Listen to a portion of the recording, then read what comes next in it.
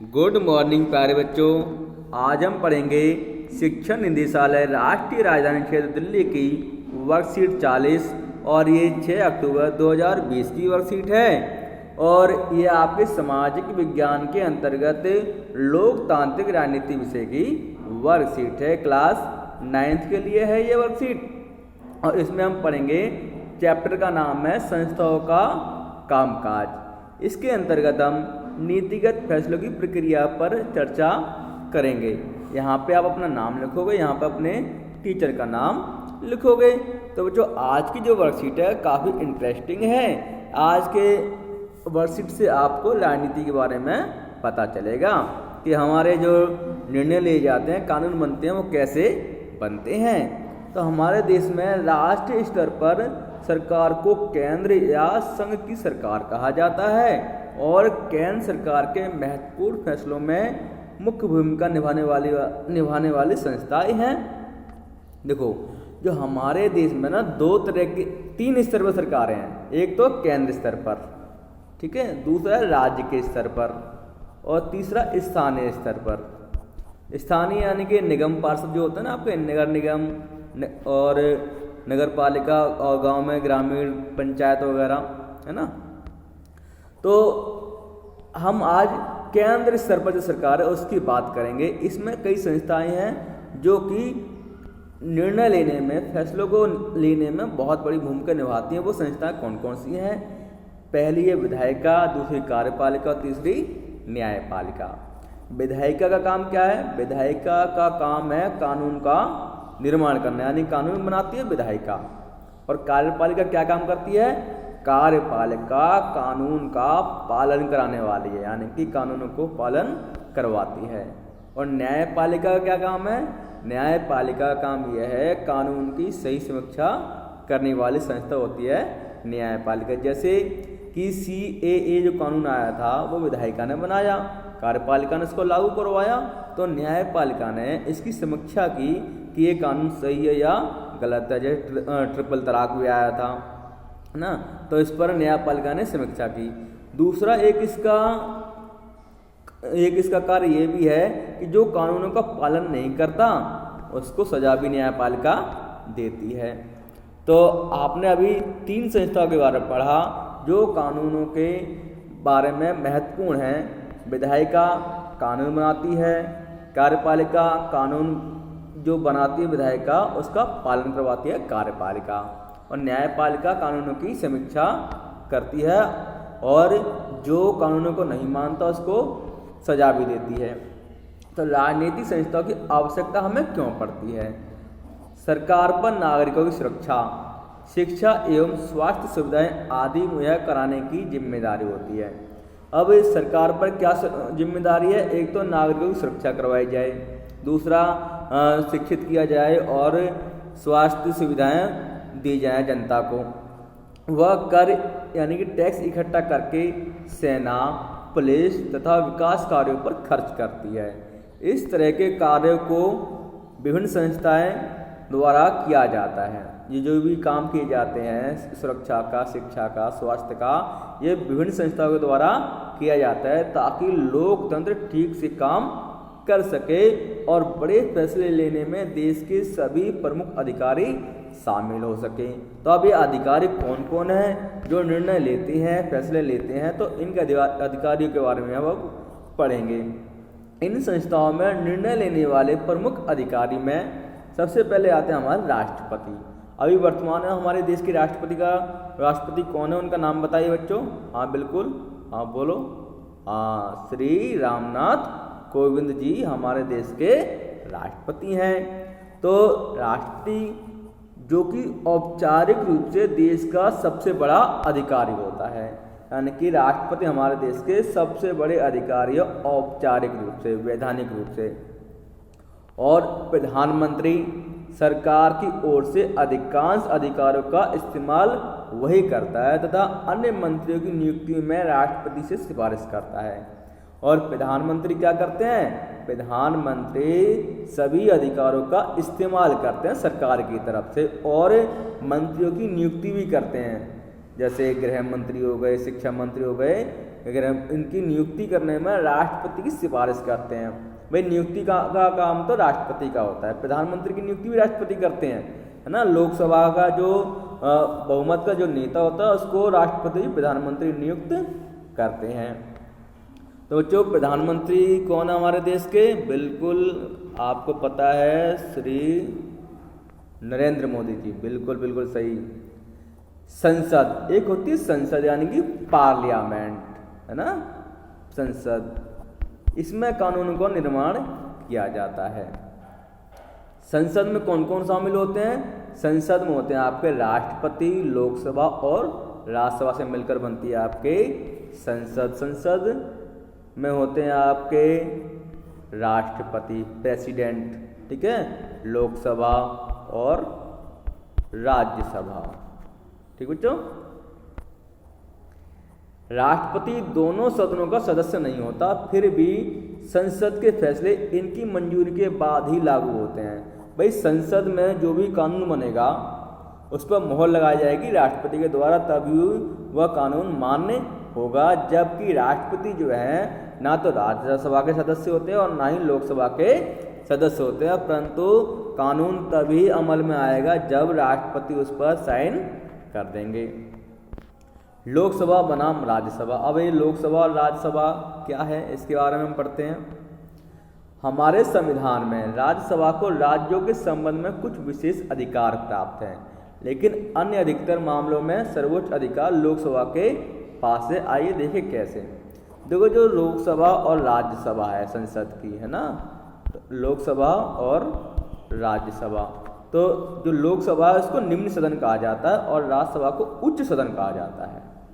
परंतु लोकसभा के अधिकार ज़्यादा हैं, इसके जो मेंबर होते हैं वो 545 होते हैं, जिसमें से 543 का चुनाव होता है, 543 का जनता के द्वारा सीधा चुनाव होता है और 2 सदस्यों को राष्ट्रपति के द्वारा मनोनीत किया जाता है, जिनको एंग्लो इंडियन कहा जाता है, यानी कि एंग्लो इंडियन भारत और जो विदेशी जो व्यक्ति होता है, ठीक है, उसकी जो संतान होगी उसको बोलेंगे एंग्लो इंडियन, आंग्ल भारतीय। और राज्यसभा में 245 सदस्य होते हैं, जिनमें से 12 सदस्यों की नियुक्ति जो है राष्ट्रपति मनोनीत करते, उनको क्या करते हैं, मनोनीत करते हैं, मनोनीत करते हैं राष्ट्रपति, जो कि शिक्षा, साहित्य, मनोरंजन आदि क्षेत्र से होते हैं। इसका मतलब ये हुआ कि 233 सदस्यों का चुनाव होता है, परंतु चुनाव जनता प्रत्यक्ष रूप से नहीं करती, बल्कि विधायकों के द्वारा इनका चुनाव किया जाता है। तो पढ़ते हैं लोकसभा और राज्यसभा में क्या अंतर है, किसके पास कानून ज़्यादा है।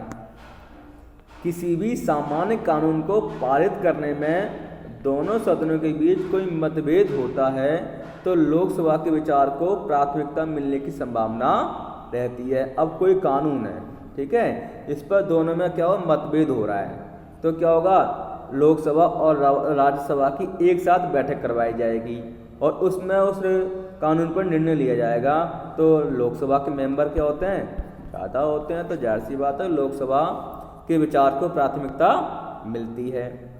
दूसरा, पैसे के मामलों में लोकसभा द्वारा पारित बजट या कानून को राज्यसभा सिर्फ 14 दिनों तक अपने पास रख सकती है और सुझाव दे सकती है, जबकि लोकसभा को अधिकार है कि वह उन सुझावों को माने या ना माने। यानी कि पैसे के मामले में भी लोकसभा के पास में ज़्यादा अधिकार है, राज्यसभा के पास में अधिकार कम है, क्योंकि राज्यसभा सिर्फ कोई भी पैसे से संबंधित बजट होगा या कानून होगा तो उसको 14 दिनों तक अपने पास रख सकती है और सुझाव दे सकती है, और लोकसभा का ये अधिकार है कि वो उन सुझाव को माने या ना माने। तीसरा, सबसे बड़ी बात यह है कि लोकसभा मंत्रिपरिषद को नियंत्रित करती है। लोकसभा क्या करती है, मंत्रिपरिषद को नियंत्रित करती है। सिर्फ वही व्यक्ति प्रधानमंत्री बन सकता है जिसे लोकसभा में बहुमत हासिल हुआ हो, यानी कि लोकसभा के सदस्यों का बहुमत मिलेगा तभी कोई प्रधानमंत्री बनेगा। लोकसभा के आधे से अधिक सदस्य यह कह दें कि उनको मंत्रिपरिषद पर विश्वास नहीं है तो प्रधानमंत्री सहित सभी मंत्रियों को अपना पद छोड़ना पड़ेगा। अगर लोकसभा के आधे से अधिक सदस्य ये कह दें ना कि मंत्रिपरिषद पर हमें विश्वास नहीं है तो उनको अपना पद छोड़ना पड़ेगा और प्रधानमंत्री को भी अपने मंत्रिमंडल सहित पद को छोड़ना पड़ेगा, जबकि राज्यसभा के पास में ये अधिकार नहीं है। तो बच्चों अब इसके प्रश्न और उत्तर कर लेते हैं। पहला प्रश्न है, देश की केंद्र सरकार से आप क्या समझते हैं, इसकी प्रमुख संस्थाओं का नाम बताइए। तो उत्तर क्या होगा इसका, हमारे देश में राष्ट्रीय स्तर पर सरकार को केंद्र या संघ की सरकार कहा जाता है। केंद्र सरकार के महत्वपूर्ण फैसलों में मुख्य भूमिका निभाने वाली संस्थाएं हैं विधायिका जो कानून बनाती है, कार्यपालिका जो कानूनों को पालन करवाती है और न्यायपालिका जो कानून की समीक्षा करने वाली संस्था है। दूसरा प्रश्न है, राजनीतिक संस्थाओं की आवश्यकता क्यों है। तो राजनीतिक संस्थाओं की आवश्यकता क्यों है, क्योंकि देश को सुचारू रूप से चलाने के लिए राजनीतिक संस्थाओं की आवश्यकता होती है।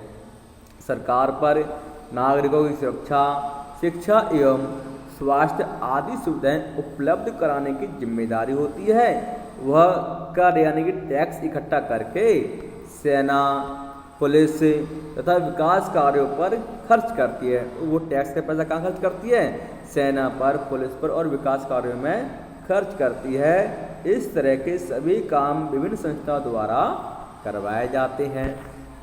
प्रश्न नंबर 3 है, संस्थाओं के प्रमुख निर्णय लेने में कौन कौन अपनी भूमिका निभाते हैं। तो कौन कौन निभाते हैं, राष्ट्रपति, प्रधानमंत्री और संसद संस्थाओं के निर्णय लेने में महत्वपूर्ण भूमिका निभाते हैं।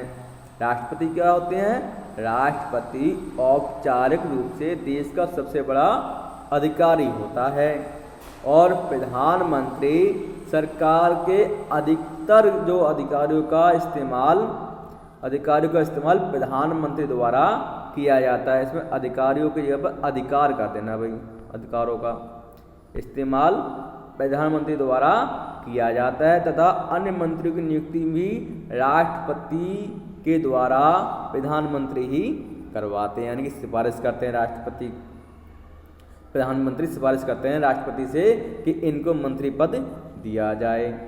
तीसरा है संसद, जिसके अंतर्गत आपके राष्ट्रपति आते हैं, लोकसभा आता है और राज्यसभा, तीनों को मिलाकर बनती है आपकी संसद। राष्ट्रपति दोनों सदनों का सदस्य नहीं होता, परंतु फिर भी संसद के फैसले इनकी मंजूरी के बाद ही लागू किए जाते हैं। जब तक राष्ट्रपति के साइन नहीं होंगे किसी कानून पर, तब तक वो कानून का रूप नहीं लेगा। चौथा प्रश्न है, लोकसभा और राज्यसभा में क्या अंतर है। तो हमने अभी पढ़ा था कि लोकसभा और राज्यसभा में क्या अंतर है। हमारे संविधान में राज्यसभा को राज्यों के संबंध में कुछ विशेष अधिकार प्राप्त हैं, ठीक है, लेकिन अन्य अधिकतर मामलों में सर्वोच्च अधिकार लोकसभा के पास है। तो आइए देखिए कैसे। किसी भी सामान्य कानून को पारित करने में दोनों सदनों के बीच कोई मतभेद होता है तो लोकसभा के विचार को प्राथमिकता मिलने की संभावना ज्यादा रहती है। दूसरा है, पैसे के मामलों में लोकसभा द्वारा पारित बजट या कानून को राज्यसभा सिर्फ 14 दिनों तक अपने पास रख सकती है और उस पर सुझाव दे सकती है, जबकि लोकसभा को अधिकार है कि वो उन सुझावों को माने या ना माने। तीसरा, सबसे बड़ी बात तो यह है कि लोकसभा मंत्रिपरिषद को नियंत्रित करती है। सिर्फ वही व्यक्ति प्रधानमंत्री बन सकता है जिसे लोकसभा में बहुमत हासिल हुआ हो, यानी कि जो लोकसभा के जो सदस्य हैं उनका बहुमत हासिल हुआ हो तभी वो प्रधानमंत्री बन सकता है। और लोकसभा के आधे से अधिक सदस्य यह कह दें कि उनको मंत्रिपरिषद पर कोई विश्वास नहीं है तो प्रधानमंत्री सहित सभी मंत्रियों को अपना इस्तीफा देना पड़ेगा, जबकि राज्यसभा को यह अधिकार प्राप्त नहीं है। ठीक है बच्चों, तो ये आज की वर्कशीट थी। इसमें एक बात यहाँ रख लीजिएगा, लोकसभा के कितने सदस्य होते हैं और राज्यसभा के कितने सदस्य होते हैं। और लोकसभा का जो कार्यकाल होता है वो 5 वर्ष का होता है बच्चों, और राज्यसभा का कार्यकाल होता है वो 6 वर्ष का होता है। और राज्यसभा जो है स्थायी सदन है, ये कभी भंग नहीं किया जाता है ना। इसके सदस्य 2 साल बाद रिटायर हो जाते हैं, और एक तय सदस्य और 2 और बाकी सदस्यों को उसमें शामिल कर लिया जाता है फिर। और लोकसभा जो है 5 साल बाद स्थगित की जाती है, यानी कि ये क्या है, ये अस्थायी सदन है, ये अस्थायी सदन। ठीक है बच्चों, लिख लेना इसको।